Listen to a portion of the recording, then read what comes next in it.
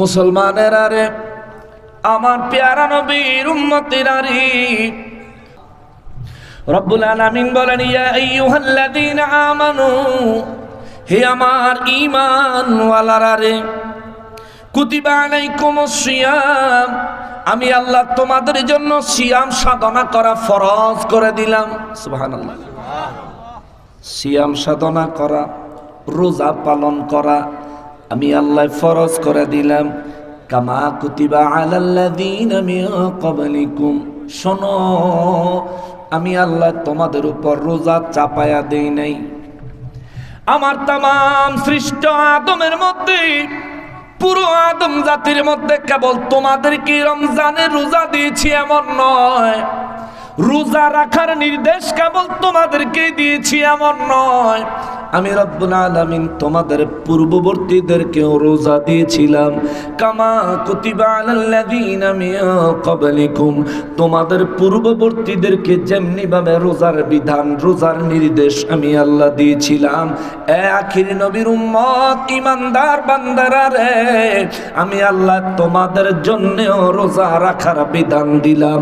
এই বিধান কেন দিছি শোনো, তোমার কেনর উত্তর আমি আল্লাহ শোনায় দিচ্ছি। লাআল্লাকুম তাত্তাকুন,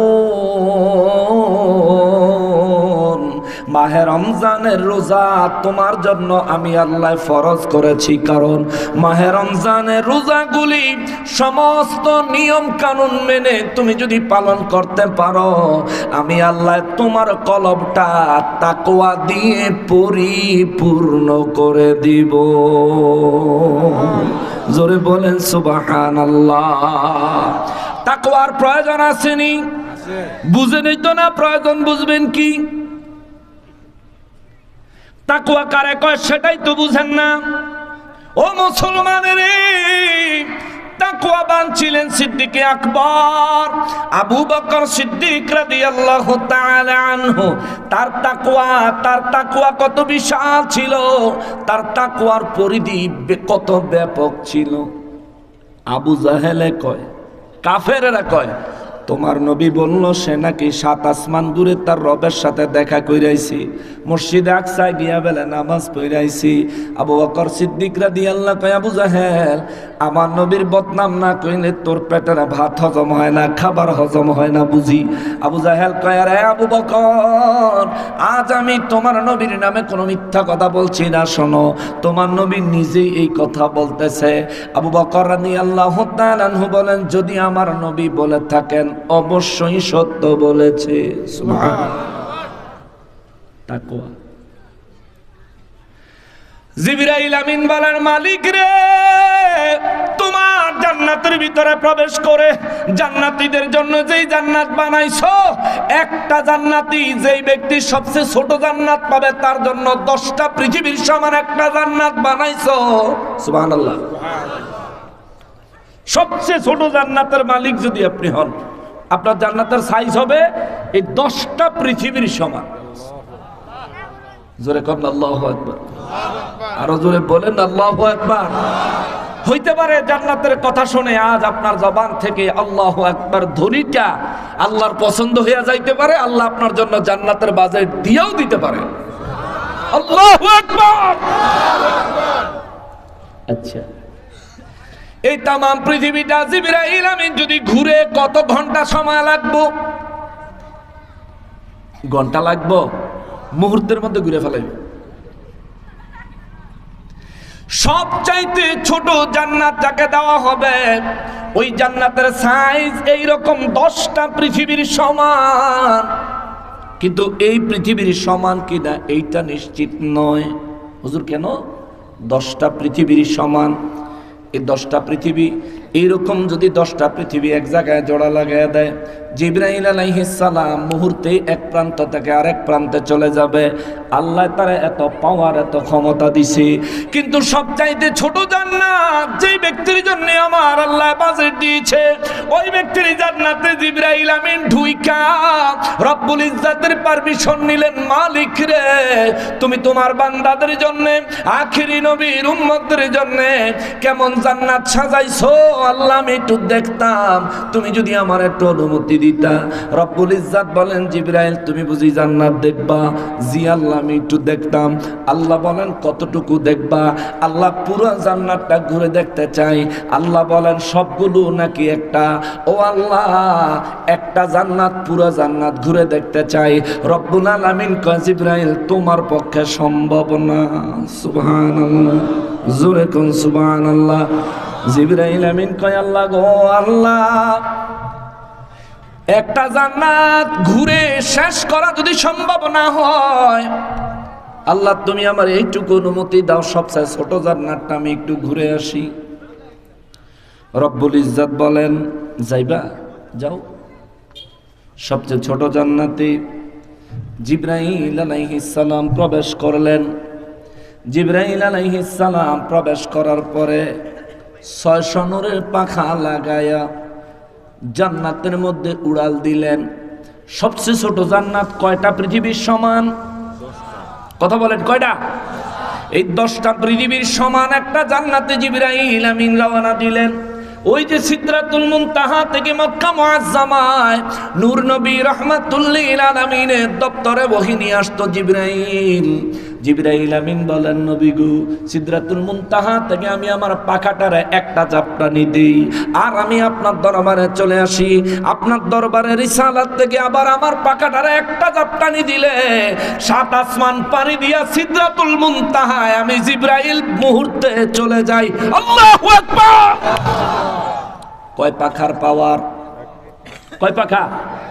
কিন্তু জিবরাইল আমিনের আল্লাহ পাখা দিয়েছেন 600।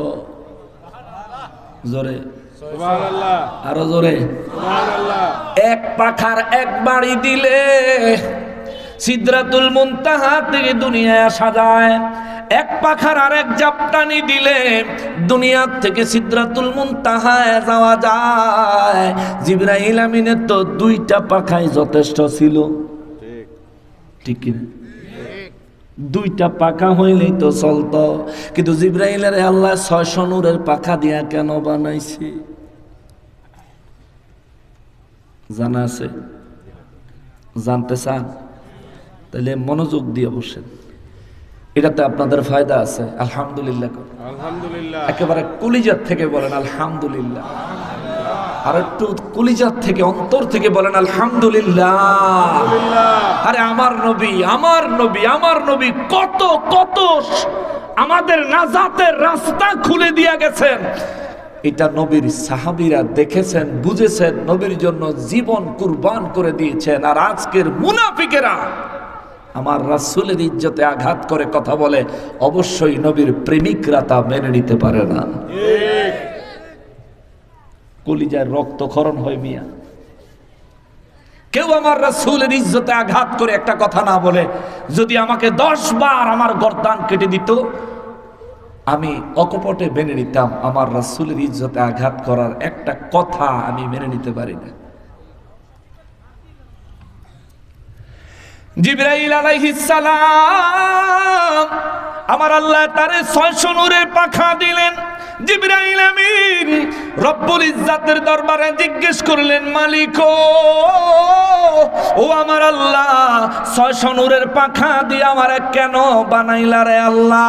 আমাকে যতটুকু ঘোরার জন্যে, যতটুকু যাওয়ার জন্যে তোমার দরবার থেকে আমার জন্য পারমিট আছে, রোড পারমিট আছে, পারমিশন আছে।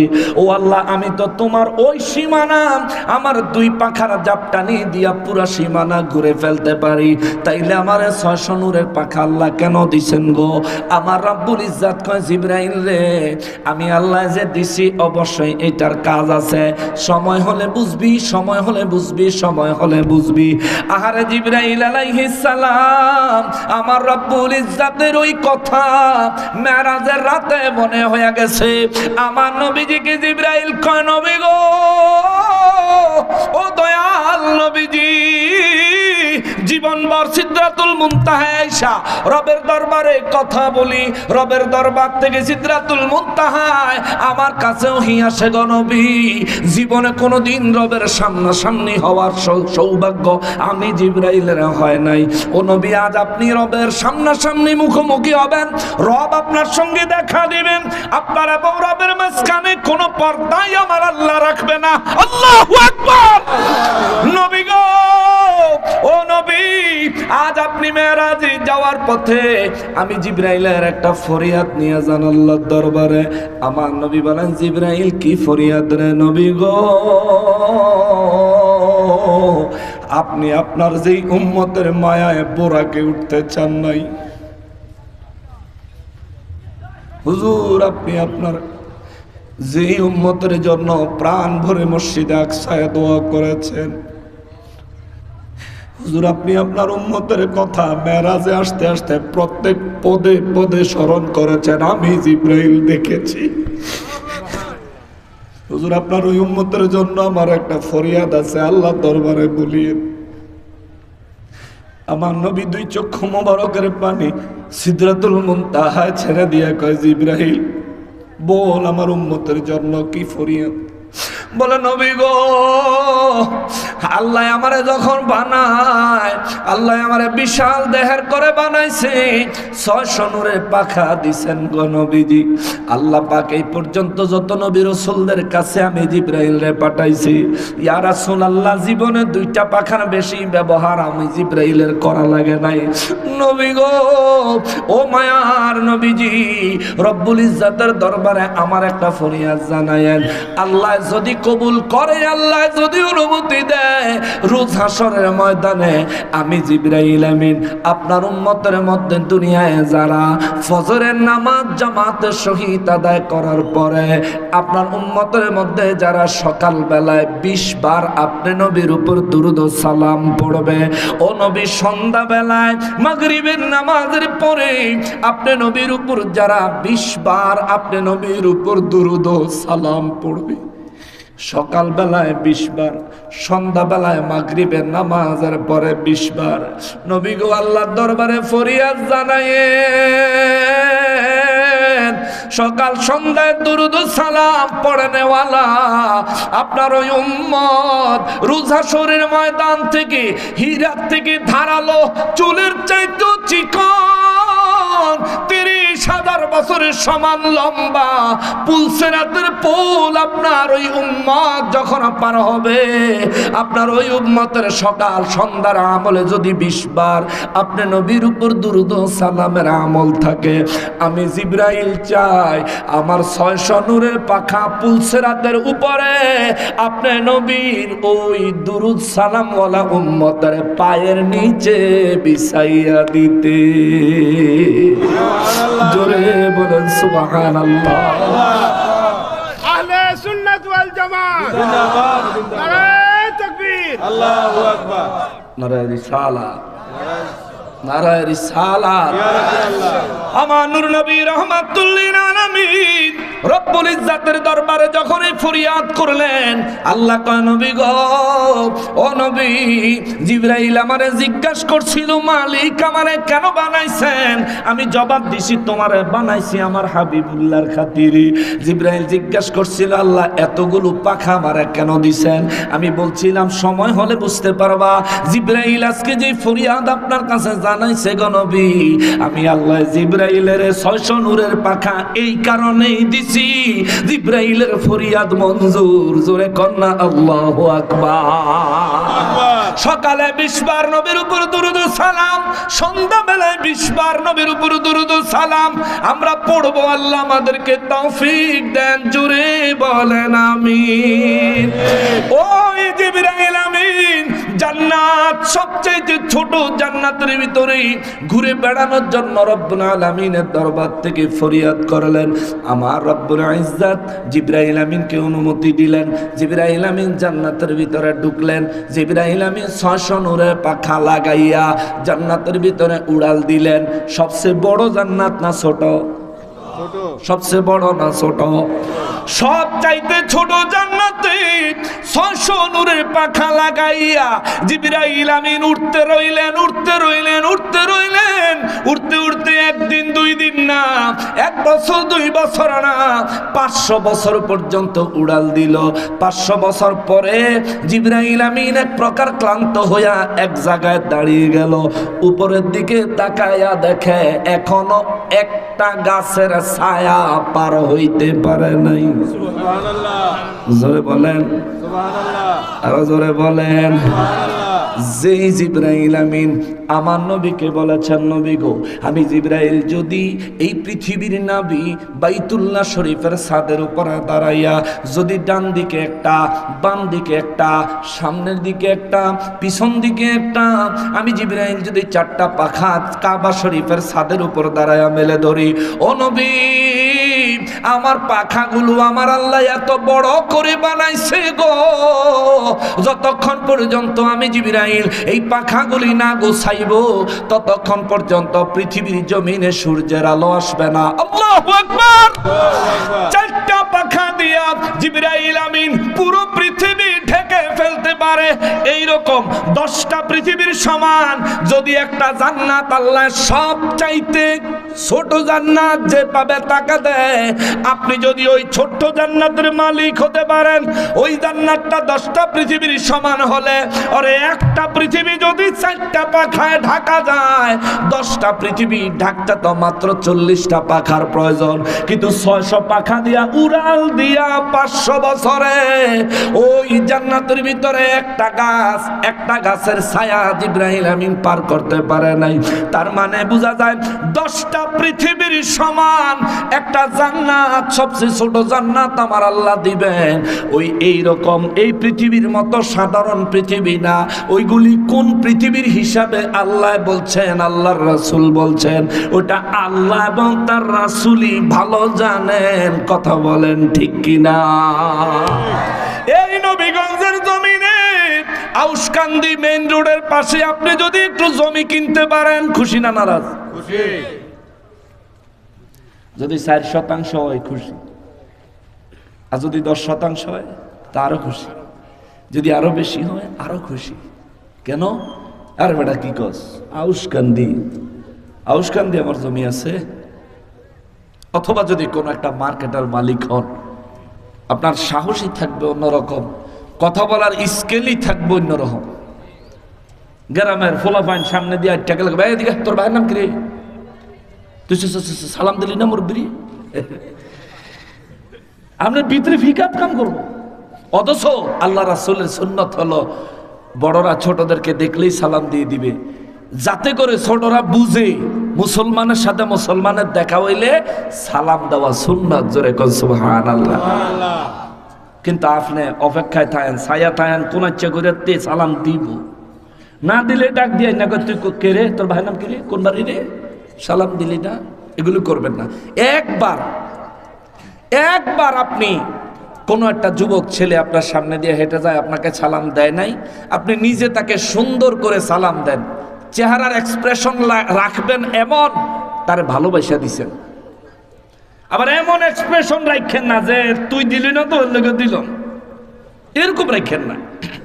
আপনি মায়া রাখেন চেহারায়, মায়া রাখে একবার সালাম দিয়ে দেখেন, এই ছেলের সারা জীবন আপনার সাথে যেখানেই দেখা হবে আপনি চাইলেও আর তার আগে সালাম দিতে পারবেন, তার আদব হয়ে যাবে। এই মুরব্বী আমার ভালোবাসে, উনি আমার অনেক মহব্বত করে, স্নেহ করে। সেদিন আমার যেই সালাম দিছে, আমার উচিত তাকে সালাম দেওয়া, তার দোয়া নেওয়া, অটোমেটিক হয়ে যাবে। কিন্তু আমরা হেডার ভিত্তে নাই। অনেক মুরব্বীরার লগে দেখা হইলে সালাম দেয় না, কা আমি হেরে সালাম দেবো, আমার আউশকান্দি মার্কেট আছে। এই কথাটা আনলাম এই কারণে, এইরকম 10টা আউশকান্দি থাকবো ওই পৃথিবী, ওই জান্নাতে। 10টা পৃথিবী, পুরো পৃথিবীর মধ্যে যা আছে তার 10 গুণ থাকবে রে। সবচেয়ে ছোট জান্নাতটা এমন হবে, ওই জান্নাত কামাই করার জন্য আল্লাহ আপনারা দুনিয়ায় পাঠাইছে, ভিসা দিছে, টিকিট দিছে, ইকামা দিছে। আরব দেশে যারা থাকো, ইকামা আছে নিও, ইকামা রিনিউ করার লাগেনি, 1 বছর পরে পরে রিনিউ করা লাগে। কিন্তু আমাদের ইকামা হইল হায়াত, ওয়ান টাইম, রিনিউ করার কোনো সুযোগ কিংবা বারবার আসা যাওয়ারও কোনো সুযোগ। হায় হায়, এই যে হজে যায় মানুষ, উমরা করতে যায়, সৌদি সরকার মানুষের একটা ভিসা দেয়, এই ভিসা দিয়ে একবার সৌদি ঢুইকা বাইরেবেন, এই ভিসা দিয়ে আর কাম চলতো না, আবার ভিসা করো গেলে। কিন্তু রব্বুল ইজ্জাত আমাদেরকে দুনিয়ায় পাঠাইছেন, আল্লাহ আমাদেরকে ভিসা দিছেন, টিকিট দিছেন, পরিবহন দিছেন। আমাদের পরিবহনের নাম হলো মায়ের গর্ভ। এই মায়ের গর্ভ থেকে আল্লাহ আমাদেরকে যেদিন জন্ম নিলাম ওই দিনের আমাদের ফ্লাইটের ডেট দিছি, আমাদের অবতরণের তারিখ দিছি। ওই দিন আল্লাহ আমাদেরকে দয়া করে সুস্থভাবে দুনিয়ায় পাঠাইছেন। পাঠায় আল্লাহ আমাদের 10 বছর সুযোগ দিছে, খাও দাও আরাম করো, দুনিয়াদারি বুঝা সারো। 10 বছর সময় দিলাম, 10 বছর পরে বান্দা তোমার জন্য নামাজ ফরজ করে দিলাম, তুমি নামাজ এবার পড়তে হবে। এ বান্দা তোমার জন্য পর্দা ফরজ করে দিলাম, পুরুষ হও নারী হও তোমার জন্য পর্দা ছেড়ে। এ বান্দা তোমাকে পর্দা করতে হবে। যদি তুই নামাজ পড়ো তোমার নিজের জন্য উপকার হবে। আমি আল্লাহর কোনো উপকার তোমার নামাজে হয় না, তোমার নামাজে তোমার উপকার হয়, তোমার পর্দায় তোমার উপকার হয়। আমি আল্লাহ, তুমি আমার হুকুম মানতেছো দেখে খুশি হয়। ফেরেশতাদের সামনে আমি আল্লাহ গৌরব করে বলি, দেখো দেখো দেখো, বলেছিলাম এরাই মারামারি কাটাকাটি রক্তপাত ফাসাদ সৃষ্টি করবে দুনিয়ায়, কিন্তু দেখো আমার বান্দা জীবনে আমারে দেখে নাই। আমার যে হাবিবুল্লাহরে দিয়া তাদের মাঝে আমি আল্লাহর তাওহীদের দাওয়াত পাঠাইছি, ওই হাবিবুল্লাহর জবানে শুনে তাওহীদ, ওই হাবিবুল্লাহর রিসালাত তারা মেনে নিছে। আমারও দেখে নাই, আমার হাবিবকেও দেখে নাই। দেখ দেখ দেখ, আমার বান্দার বয়স, দুনিয়ার হায়াতের বয়স মাত্র 10 বছর। এই ছোট্ট মানুষটা, যেই মানুষটা এখনো নিজের ভালো মন্দ ঠিক মতো বুঝে না, আল্লাহ ফেরেশতাদেরকে বলে দেখো ওই মানুষটাই আমি আল্লাহর কুদরতের কদমে লুটাইয়া পড়েছে। আল্লাহর রহমতের দরিয়ায় জোশ উঠে যায়। এই বাচ্চার সেজদার কারণে তার মা বাবার গুনাহ আল্লাহ মাফ করে দেয়, তার বাবার রোজগারে আল্লাহ বরকত দান করে দেয়, তার মা বাবার জিন্দেগীর গুনাহগুলোর পরিবর্তে আমার আল্লাহ নেক আমল তাদের আমল নামায় দান করে দেয়। জোরে কোন সুবহানাল্লাহ। কিন্তু ফোলা ফাইনা ফালতে জানে না, মুসলমান হন এমন হইছে। বাবাজিরা রে আমার, আমি বলছিলাম তাকওয়া। আল্লাহ বলেন রমজান মাসের রোজা তোমাদেরকে দিয়েছি, কারণ হলো এই রোজার দ্বারা আমি তোমাদেরকে তাকওয়া দান করব। লাআল্লাকুম তাত্তাকুন। রব্বুল আলামিন বলেন রমজানে রোজা দিছি যাতে তোমরা তাকওয়া হাসিল করতে পারো। তাকওয়ার পাওয়ার কত! জিবরাইল আমিন 500 বছর জান্নাতে ভ্রমণ করার পরে যখন ক্লান্ত হইয়া দেখে জান্নাতের একটা গাছের ছায়া সে এখনো পার হতে পারে নাই, রব্বুল ইজ্জত কুদরতের আওয়াজ দিছে, জিবরাইল তোমার টাইম শেষ, জান্নাত থেকে বের হও। জিবরাইল আমিন আল্লাহর নির্দেশে বের হয়ে গেলেন। এবার জিবরাইল আমিন সিদরাতুল মুনতাহায় যায় কয়, আল্লাহ যদি দয়া করে অনুমতি দেন একটা প্রশ্ন করতে চাই গো মালিক। রব্বুল ইজ্জত বলেন কি প্রশ্ন বলো। জিবরাইল আমিন কয়, আল্লাহ আমি জিবরাইলের 600 নূরের পাখা দিছেন, মানুষেরও তো নূরের পাখা দেন নাই। ও রব্বুল আলামিন যেই মানুষের জন্য জান্নাত বানাইছেন ওই মানুষের তো নূরে পাখা দেন নাই রে মালিক। ওই মানুষ এই জান্নাত কেমনে ঘুইরা শেষ করব? 600 নূরের পাখা দিয়া 500 বছর উড়াল দিয়া একটা গাছের ছায়া পার হইতে পারলাম না। আল্লাহ বিষয়টা বুঝে আসে না। আল্লাহকে বুঝে আসে না? জিনা আল্লাহ। রব্বুল ইজ্জত বলেন যাও এই মুহূর্তে মদিনা মুনাওয়ারায় মসজিদে নববী শরীফে সর্বপ্রথম যে প্রবেশ করবে সবার শেষে যদি সে বাহির হয় এই ব্যক্তির কাছে তোমার এই প্রশ্নের উত্তর আছে। সুবহানাল্লাহ। জোরে কর, আরো জোরে। জিবরাইল আমিন চিন্তা করে যাইতে যাইতে জান্নাতের কথা কম পরে আগে ছোট একটা প্রশ্ন করুন, আগে একটা ছোট প্রশ্ন করবো, এটার উত্তর দিতে আমি হেঁটে বুঝলাম। জিবরাইল আমিন মসজিদে নববী শরীফের সামনে মানব সুরতে দাঁড়িয়ে আছে। সুবহানাল্লাহ। জিবরাইল কিসের? মাটির না নূরের? কথা কর না খা, আপনাদের কষ্ট হয়ে যাইতেছে। আবার 1 ঘন্টা হয়েছে, বেশি হয় নাই সময়, 30 মিনিট দেবেন ইনশাল্লাহ, কারণ উপরেতে কুয়াশা পড়তেছে আমি বুঝতেছি। আর এখনকার এই কুয়াশাটা গায়ে পড়লে অসুস্থ হইবেন। এখন তো শীত যাওয়ার পথে, গরম আসার পথে, এটা রোগ হয়, ঠান্ডা সর্দি জ্বর হয়। ছেড়ে দিব ইনশাল্লাহ, 30 মিনিটের মধ্যে ছেড়ে দিব। সময় হইব নি, অসুবিধা হইব নি। আল্লাহ কবুল করুক, জোরে করা আমিন। আরো জোরে বলেন আমিন। জিবরাইল আমিন চিন্তা করলেন, যাই আমি সর্বপ্রথম ছোট্ট একটা প্রশ্ন করব, উত্তর দিতে পারলে যেন বুঝা যায় এই খবর। জিবরাইল আমিন সিদরাতুল মুনতাহা থেকে মসজিদ নববী শরীফের সামনে মানব সুরতে, জিবরাইল আমিন মানব সুরতে দাঁড়িয়ে রইলেন। সাহাবীরা সবাই তারে দেখলেন, কিন্তু সে মানুষ হিসাবে দেখলেন, কেউ বুঝলো না তিনি জিবরাইল আলাইহিস সালাম।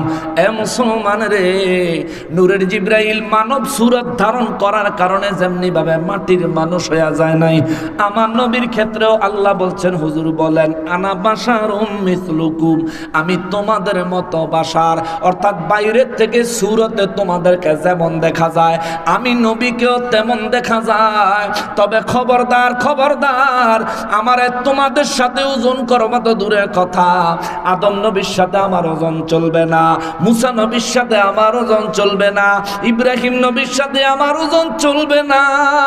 কেন না, কেন না, কেন না? এ মুসলমান শোনো, আমার নবী বলেন, কারণ হলো আদম নবী শফিউল্লাহ, মুসা নবী কালিমুল্লাহ, ইব্রাহিম নবী খলিলুল্লাহ, কিন্তু আমি নবী হলাম হাবিবুল্লাহ। আওয়াজ করে বলেন সুবহানাল্লাহ।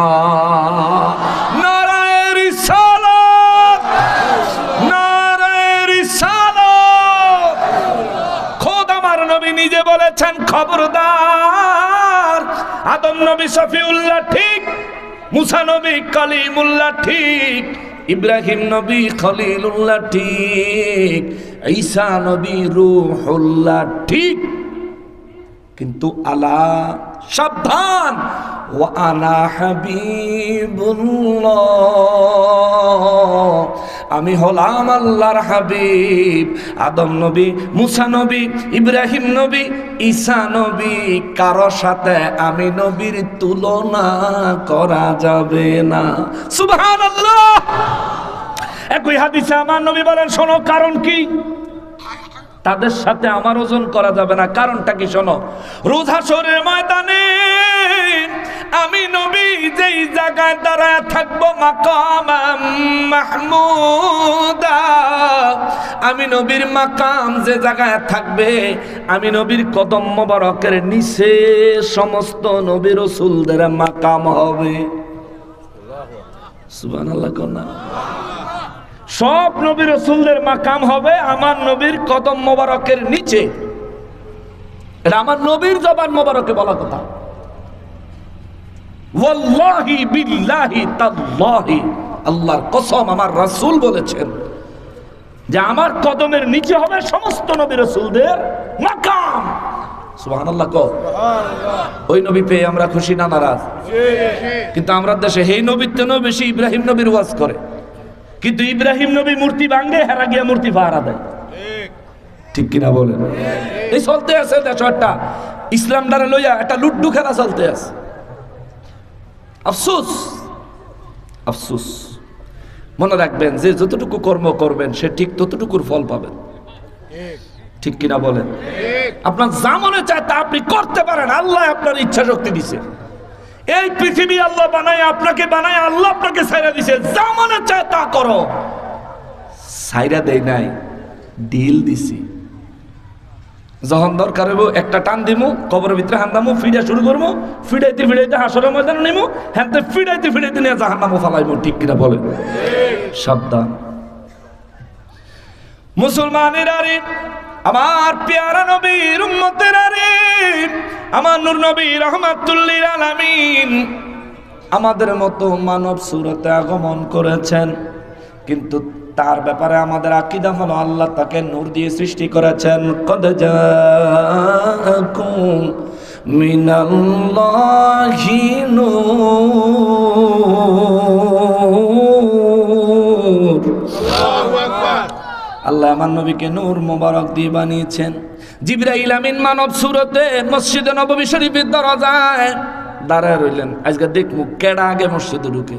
চাই দেখে আস্তে আস্তে আবু বকর সিদ্দিক রাদিয়াল্লাহু তাআলা আনহু সর্বপ্রথম মসজিদে নববী শরীফে প্রবেশ করলেন। জোরে কন্যা সুবহানাল্লাহ। তো জিবরাইল আমিন দাঁড়ায় রয়েছে, সব সাহাবীদের নামাজ আছে, জিবরাইল আমিনের কি নামাজ আছে?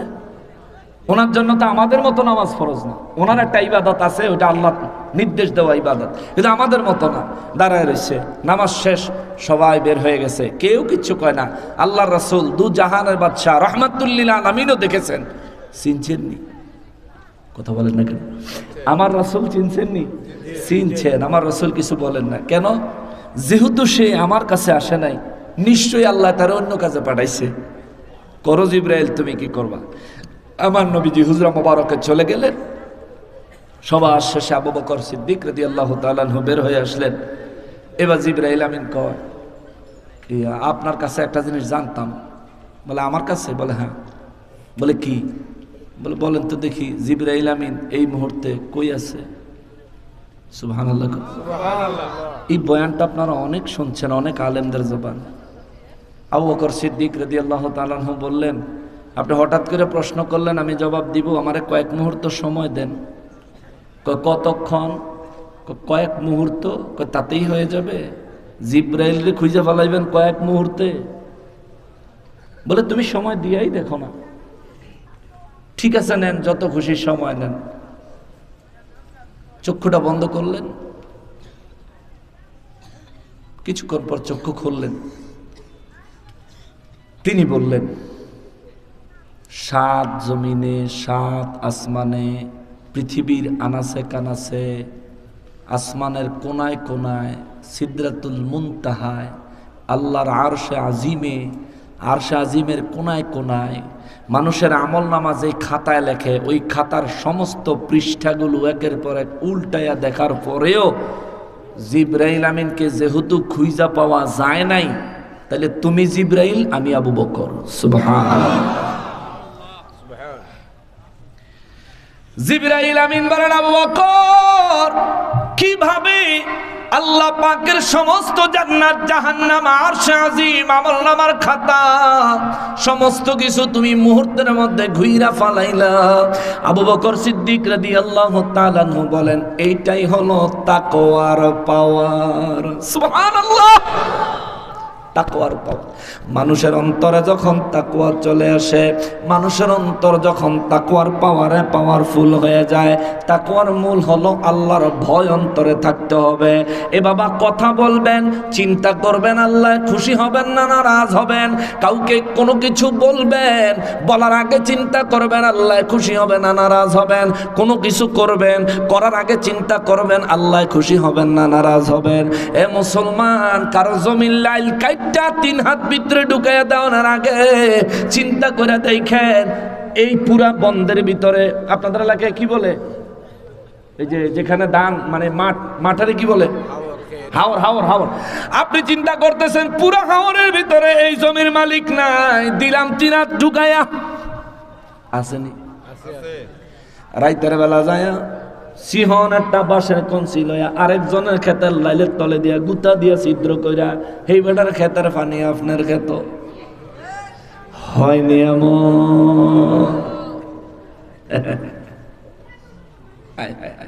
করা যাবে? করা যাবে? তাকওয়ার মানে হলো আপনি যখন আরেকজনের জমিন লাইলের তলে দিয়ে গুতা দিবেন, গুতা দেওয়ার আগে চিন্তা করবেন, কেউ দেখে না রে কিন্তু দেখে কে। যখন আপনার দিলে এই কথাটা আসবে, মনে করবেন আপনার দিলে আস্তে আস্তে তাকওয়া পয়দা হইতেছে, তখন দেখবেন আস্তে আস্তে যে কোনো হারাম কাজ আপনি নিজের থেকেই ছেড়ে দিবেন, অনেক বড় লাভ হবে। তবু আপনি নিজের থেকেই ছেড়ে দিবেন, না না না আমার এত লাভের দরকার নাই, যত লাভই করমু মরলে পরে 3 টুকরা। ঠিক নেই? যত লাভই কর্ম, মরলে পরে 3 টুকরা কাফন, না আছে সিলাই, না আছে পকেট। হায় হায়, না আছে সিলাই, না আছে পকেট। পকেট না থাকলেও আপনার কবরে যদি লক্ষ কোটি টাকা, কোটি কোটি টাকার স্বর্ণ, রূপা, হীরা, জহরত, মণি, মুক্তা দিয়ে দেওয়া হয়, আপনার সবচেয়ে দামি প্রপার্টি, সবচেয়ে দামি সম্পত্তির দলিলটা যদি কবরে দিয়ে দেওয়া হয়, বলেন বাবা 1 পয়সার উপকারে লাগবো নি? লাগবো? আপনার অন্তরে তখন এই চিন্তাটা আসবে, দূর ফায়দার কথা বাদ দাও, আসল ফায়দা হাসিল করেছে সে আল্লাহর সন্তুষ্টির জন্য দুনিয়া কুরবান করতে পেরেছে। যে ঠিক কিনা? মুসলমানদের জন্য আমার আল্লাহ বলেন, ইয়া আইয়ুহাল্লাযীনা আমানু, হে আমার ঈমানওয়ালা বান্দারা রে, কুতিবা আলাইকুমুস সিয়াম, আমি আল্লাহ তোমাদের জন্য রোজা ফরজ করে দিলাম। এখন রোজা আল্লাহ কোন মাসে ফরজ করলেন? 185 নম্বর আয়াতে আল্লাহ বলেন, শাহরু রমাদানাল্লাযী উনজিলা ফীহিল কুরআন, আমি আল্লাহ তোমাদের জন্য রোজা ফরজ করেছি যেই মাসে, ওই মাসটার নাম দিলাম রমজান মাস। ওই রমজান মাসে শুধুমাত্র রোজা দিছি তা না, উনজিলা ফীহিল কুরআন, কুরআনও আমি আল্লাহ ওই মাসেই দিছি। সুবহানাল্লাহ। রমজান, রজব আল্লাহ নিছে, শাবান আমার নবীরে দিছে, রমজান আল্লাহ আমাদেরকে দিছে। রজব মাসে কোরআন নাজিল আল্লাহ শুরু করে নাই, শাবান মাসে দুনিয়ায় কোরআন পাঠানো আল্লাহ শুরু করে নাই, কিন্তু আল্লাহ কোরআন শরীফকে, পুরো কোরআনকে প্রথম আসমানে নাজিল করেছেন সবে বরাতের রাতে, অর্থাৎ লাইলাতুন নিসফে মিন শাবানের রাতে, কিন্তু ওই আসমান থেকে জমিনে এসেছে লাইলাতুল কদরের রাতে। এই জন্য আল্লাহ কয়, যেই মাস আমি আল্লাহ তোমাদের জন্য রোজা রাখতে বাধ্যতামূলক করলাম, যেই মাসে রোজা রাখা তোমাদের জন্য ফরজ করে দিলাম, ওই মাসে আমি আল্লাহ উনজিলা ফীহিল কুরআন, আমি আল্লাহ তোমাদের জন্য কোরআন নাজিল করেছি। এই কোরআন আমি আল্লাহ শুধু শুধু নাজিল করি নাই, শোনো, রমজান নাজিল করছি, রমজানের নির্দেশ তোমাদেরকে দিয়েছি যাতে তোমরা তাকওয়া হাসিল করতে পারো। আর আমি আল্লাহ কোরআন নাজিল করছি কারণ হলো হুদাল লিন্নাসি ওয়া বাইনাতিম মিনাল হুদা ওয়াল ফুরকান।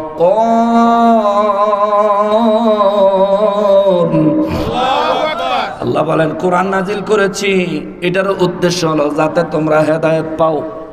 হায় হায়। ওয়া বাইনাতিম মিনাল হুদা, আমার রব্বুল ইজ্জত বলেন যাতে তোমরা সত্য মিথ্যার পার্থক্য করতে পারো। ওয়া বাইনাতিম মিনাল হুদা ওয়াল ফুরকান, যাতে তোমরা সত্য মিথ্যার পার্থক্য করতে পারো, যাতে তোমরা হেদায়েত পেতে পারো। এ মুসলমানেরা, রমজানে কোরআনুল কারীম আমার আল্লাহ নাজিল করলেন শুরুতে না শেষে? শেষে। ইন্না আনজালনাহু ফি লাইলাতিল কদর, আর লাইলাতুল কদর কি শুরুতে না শেষে? আমি জানি আমার ওয়াজ আপনাকে বেশি ভালো লাগতেছে না, কিন্তু বাবা আমি এই বেমজা ওয়াজই করি। আমি তাফসীর শোনাবো, কোরআন সুন্নাহ থেকে কথা শোনাবো।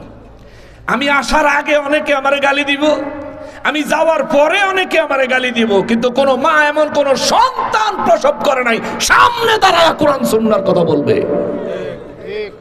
এমন কোন সন্তান কোন মা জন্মই দেয় নাই যে সমস্ত বাতিল আমার সামনে দাঁড়ায় কথা বলবে। আমরা কোরআন সুন্নাহ দিয়ে কথা বলি। আমাদের সবচেয়ে বড় পাওয়ার হাউস হলো মদিনার কামলিওয়ালা নবীর প্রেম। কথা বলেন ঠিক কিনা? আমরা নবীর মহব্বত থেকে কথা বলি। কোন রাজনৈতিক দলের পা চাটি না, জীবনেও চাটি নেই, চাটবো না, গ্যারান্টি। হাসিনাই গেছে কাপড়ে, কত দল কতভাবে কত ক্ষমতাশালীদের কাছে ধর্ণা দিল, বলেন সুন্নিরা কেউ দিছে?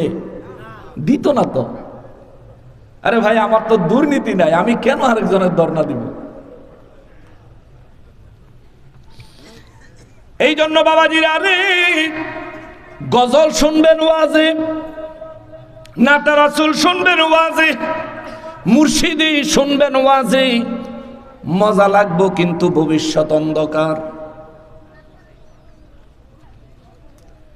এই এলাকা আহলে সুন্নাত ওয়াল জামাতের মারকাজ ছিল, এখন ফিতনা ঢুকছে। নাকি ভুল বললাম? ভুল বলছি? ফিতনা কেমনে আন্দাইলো? মশারির ভিতরে মশা ঢুকে কিভাবে? যদি মশারি ছিদ্র থাকে, ঠিক না? আহলে সুন্নাত ওয়াল জামাতের মারকাজ যে এলাকা, এই এলাকায় বাতিল প্রবেশ করলো কেমনে? কারণ সারা জীবন ওয়াজ শুনছেন, গজল শুনছেন, নাতে রাসূল শুনছেন, মুর্শিদি শুনছেন, ওয়াজ নসিহত আপনি হৃদয় দিয়ে অনুধাবন করার চেষ্টা করছেন, কিন্তু দলিল আদিল্লা শিখেন নাই। এই জন্য আপনারে 3 দিনের ফুতে আইয়া 80 বছরের মুরব্বীরে কই, বলো নবী কিসের তৈরি? মুরব্বী কয়, নিঃসন্দেহে আমার নবী আল্লাহ নূরের তৈরি। সুবহানাল্লাহ। এই 3 বছর, এই 13 বছর, 14, 15 বছর, 20 বছরে ফলাই কয়, তাইলে আপনি দলিল দেন। উদ্দুরে ফলাই কয়, তাইলে আপনি দলিল দেন। এখন আপনি জানেন, আপনি মানেন নবী নূর নবী, কিন্তু আপনি দলিল জানেন না। জানবেন কেমনে? শিখেন নাই। শিখেন নাই তো কোরআন সুন্নাহ শুনবেন। মুর্শিদি গজল দরকার আছে, ওইটাও দরকার আছে, ওইটাও আত্মার খোরাক, কিন্তু সবচেয়ে বেশি প্রায়োরিটি দিতে হবে দলিলের। মনে রাখবেন, আপনার জমির দলিল যত মজবুত, আপনার জমির দলিল সম্পর্কে আপনি যত বেশি জানেন, আপনার জমি আপনার মালিকানায় তত বেশি নিরাপদ, ঠিক কিনা? আর আপনি জমির দলিলই পড়তে জানেন না, আপনি ভেন্ডররে দিয়ে দলিল পড়ান, আর ভেন্ডররে যদি আরেকজনের টেবিলের তল দিয়ে কিছু দেয়, যেখানে আপনার নাম কয়ে দিবে হেবাটার ভাইয়ের নাম। এরকম হয় না দেশ? না, হয় না। নবীগঞ্জ হয় না, এটা আউসকান্দি হয় না। জমির জমির জালিয়াতি সবচেয়ে বেশি হয়। কেন জালিয়াতি করতে পারে? কার জমি? যে বেটা নিজের জমির দলিল সম্পর্কে জানে না। কিন্তু যে নিজের জমির দলিল সম্পর্কে জানে, আরে ভেন্ডর বলেন, উকিল বলেন, ম্যাজিস্ট্রেট বলেন, তার জমিন 1 ইঞ্চি নিতে হইলে তারে কইয়া নেওয়ান লাগবো, কারণ সে নিজে তার দলিল সম্পর্কে জানে। ঈমান আকীদার ক্ষেত্রে দলিল আদিল্লা সম্পর্কে আমাদেরকে জানতে হবে। যখনই জানা থাকবে, যে কোনো বাতিল আমাদের দিকে হামলা করার, সিনায়া নেওয়ার থাবা দিবে, তার থাবা জায়গায় ফেরত দিয়ে দেওয়া যাবে। যখনই থাবা দিবে, চক্রান্ত দিয়া একদম আপনি ইট মারলে পাটকেল অর্থাৎ দলিল দিয়ে জবাব দিয়ে দিবেন, যখন তখন যেমন তেমন সাইজ হয়ে যাবে। এই জন্য দলিল শিখতে হবে। একটু বসেন। মুসলমানের আরে, আমার পেয়ারা নবীর উম্মতের আরে, আল্লাহ রমজান কেন দিলেন? এটার জবাব একটু আগে দিলাম। কোরআন কেন দিছে? রব্বুল ইজ্জাত বলেন, হুদাল লিন্নাস, মানব জাতির হেদায়েতের জন্য দিলাম। ওয়া বাইয়িনাতিম মিনাল হুদা ওয়াল ফুরকান, এবং সত্য মিথ্যা থেকে সুস্পষ্ট পার্থক্যকারী হিসাবে কোরআন দিলাম। এ বাবা, হেদায়েতের প্রয়োজন আসেনি? জোরে বলেন, সবাই বলেন। হেদায়েতের প্রয়োজন আমাদের আছে, কিন্তু মাহে রমজানে আল্লাহ কোরআন নাজিল করলেন রমজানের শুরুতে না শেষে? শুরুতে না শেষে? কিন্তু আমাদের হেদায়েত দরকার ছিল কি শেষে না আগে? রমজানের আগে দিয়ে যদি হেদায়েতটা আমরা আল্লাহ দিয়ে লাইতো দয়া করে, তাইলে তো পুরো রমজানটা আমরা একটা সুন্দর মতন রোজা রাখতাম। দোহানের পিছে দিয়ে হান্দাইয়া খাইয়া মুখটা মুচ্ছা বাইরে কইতাম না রোজা অনেক কষ্ট।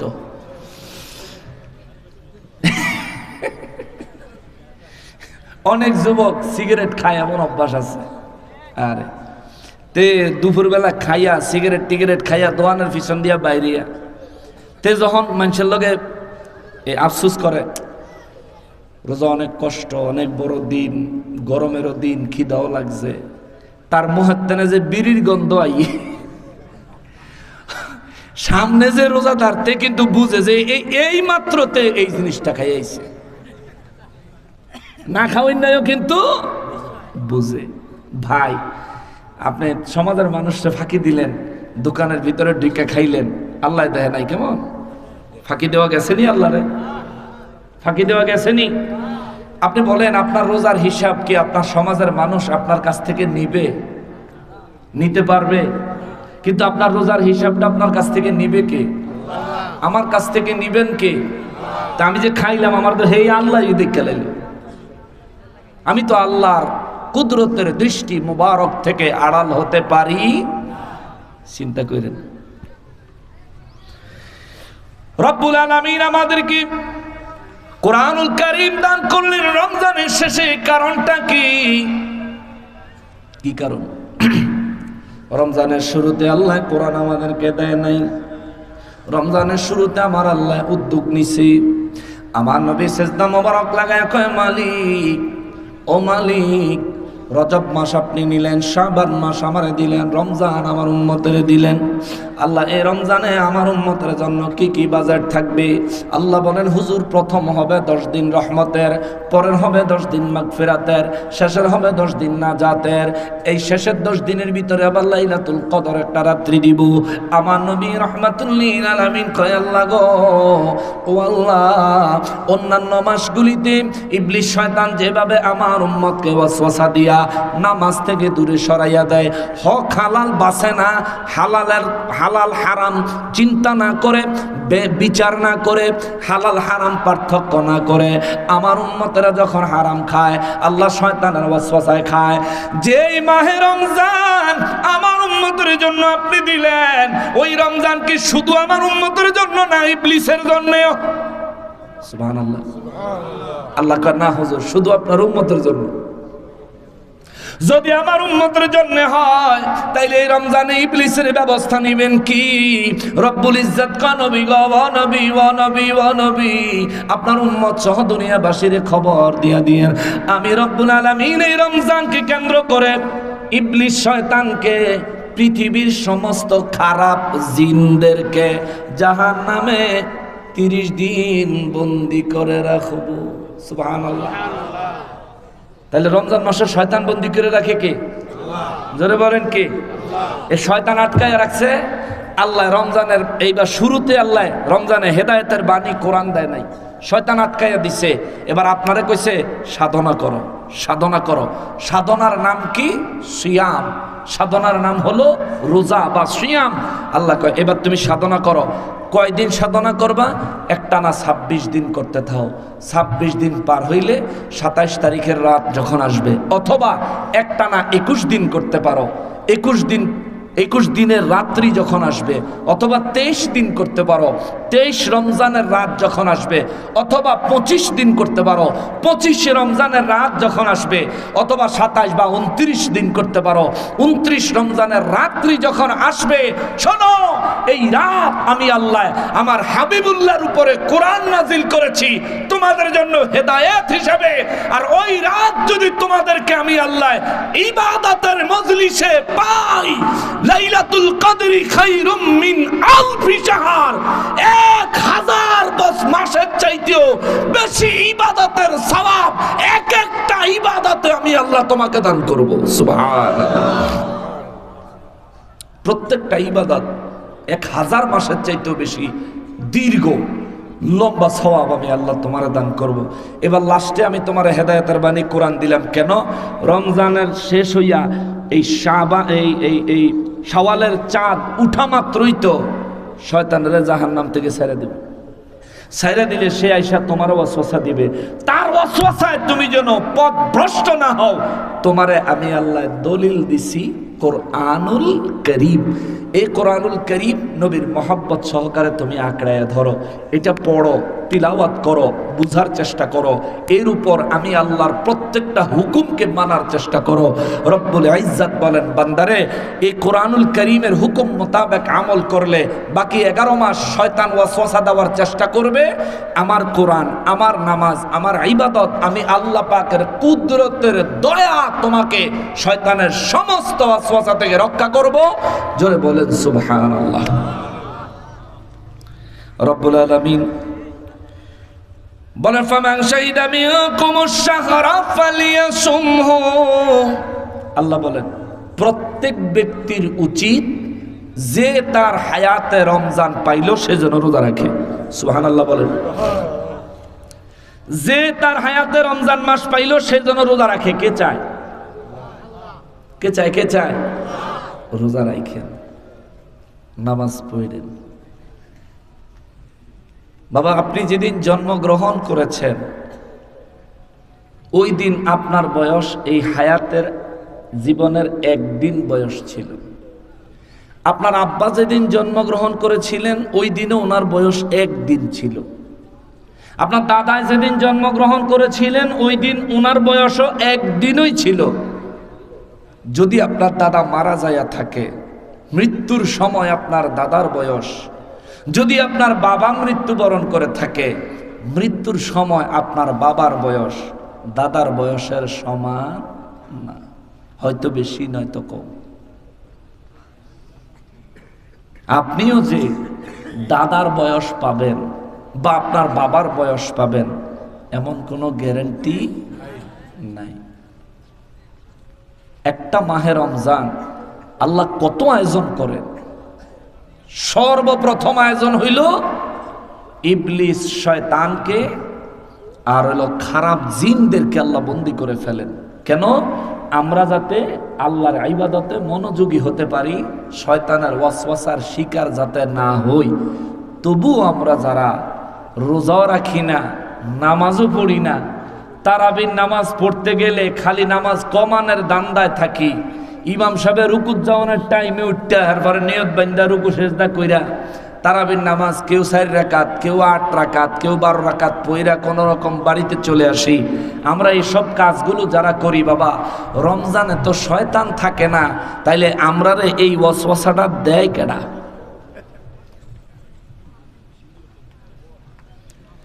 কেউ একটা আছে যে আমাদের ওয়াসওয়াসাটা দেয়, তারে চিনবেননি থেকে সে হলো আপনার নফস। কলব, রূহ, সের, খফি, আখফা, নফস। এই নফস 3 প্রকার: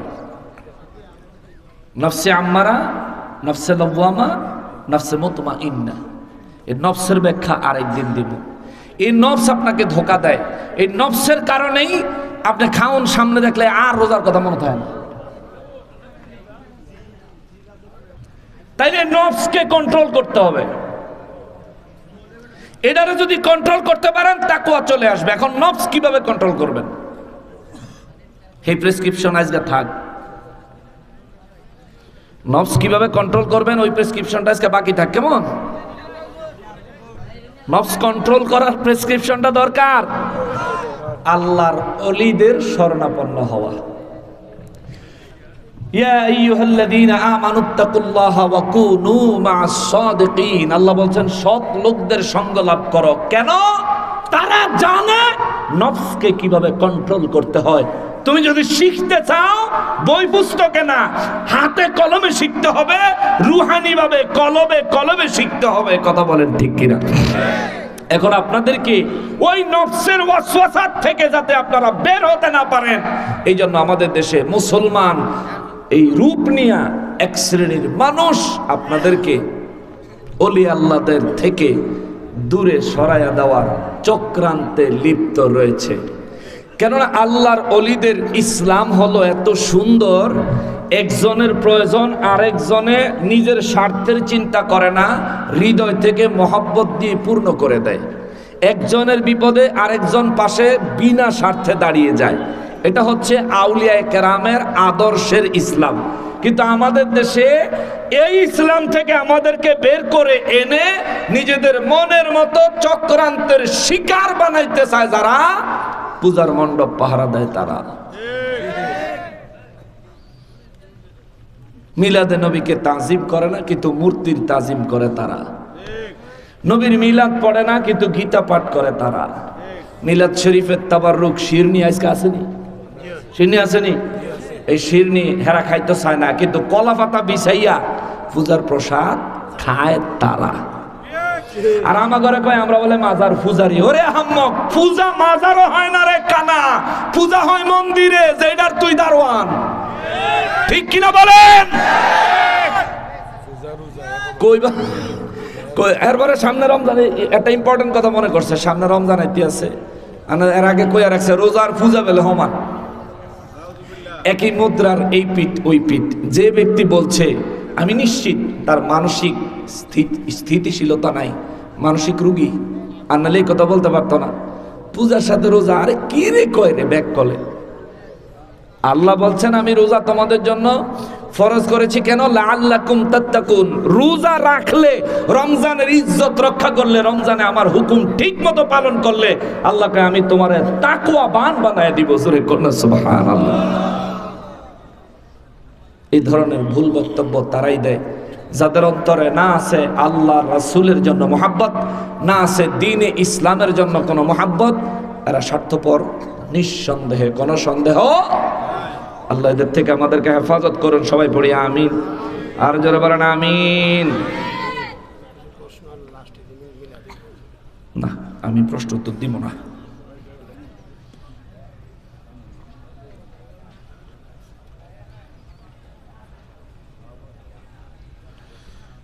আপত্তিজনক প্রশ্ন আছে।